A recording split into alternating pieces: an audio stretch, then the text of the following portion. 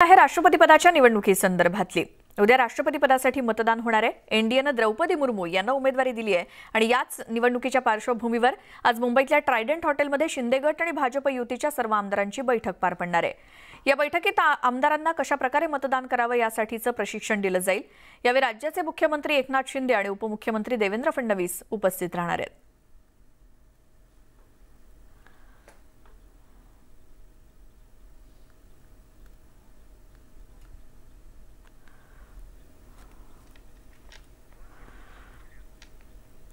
राष्ट्रपती पदाच्या निवडणुकीसाठी जय्यत तयारी। आज मुंबईतल्या ट्रायडंट हॉटेलमध्ये शिंदे भाजप युतीच्या आमदारांना प्रशिक्षण दिलं जाणार आहे। राष्ट्रपती पदाच्या निवडणुकीमध्ये कशा पद्धतीने मतदान करायचं आहे आणि त्यासाठी आज मुंबईमध्ये आमदारांची बैठक बोलावली आहे। आता पुढची एक सविस्तर बातमी। गुजरात दंगलीनंतर तत्कालीन राज्य सरकारला बदनाम करण्यासाठी काँग्रेसनं षडयंत्र आखल्याचा आरोप गुजरात पोलिसांच्या एसआयटीने केलाय। त्यासाठी काँग्रेस नेते अहमद पटेल यांनी सामाजिक कार्यकर्त्या तिस्ता सेटलवाड यांना 30 लाख रुपये दिल्याचा दावाही एसआयटीकडून करण्यात आलाय। त्यामुळे भाजप आणि काँग्रेसमध्ये वाकयुद्ध रंगलंय।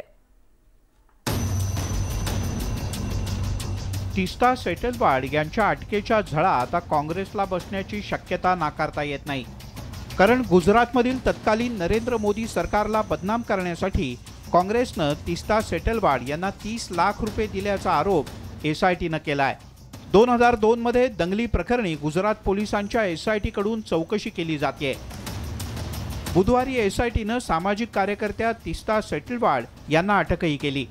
या प्रकरणी एसआयटीने कोर्टात एक प्रतिज्ञापत्र सादर केलंय। काँग्रेसचे नेते अहमद पटेल यांच्या सांगण्यावरून तिस्ता सेटलवाड आणि त्यांच्या 2 सहकाऱ्यांनी गुजरात दंगली प्रकरणी तत्कालीन राज्य सरकारची बदनामी केल्याचा दावा एसआयटीने प्रतिज्ञापत्रात केला आहे। एसआयटीच्या या दाव्यानंतर भाजपने काँग्रेसवर जोरदार टीका केली आहे। अपने मुख्य पॉलिटिकल एडवाइजर अहमद पटेल के माध्यम से सोनिया जी ने गुजरात के छवि को धूमिल करने की चेष्टा की।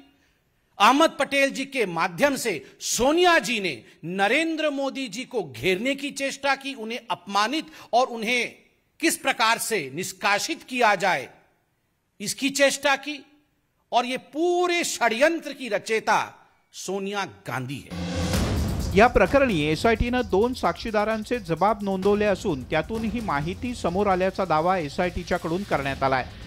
पण भाजपच्या आरोपांवर काँग्रेसने सुद्धा जोरदार प्रत्युत्तर दिलंय। जिसका निष्कलंक जीवन रहा, आप उससे बदला लेना चाहते हैं क्योंकि आप जेल गए थे, तो कम से कम मेहरबानी करके सोनिया जी तक मत पहुंचो। कांग्रेस अहिंसा में विश्वास करती है, कांग्रेस इन घटिया राजनीति में विश्वास नहीं करती। एसआयटीने थेट काँग्रेसवर हे गंभीर आरोप केल्यामुळे आता राजकीय वातावरण चांगलंच तापलंय। त्यामुळे आगामी काळात यावरून भाजप आणि काँग्रेसमधील राजकीय संघर्ष तीव्र होण्याची शक्यता नाकारता येत नाही। Bureau report, news 18 Lokmat.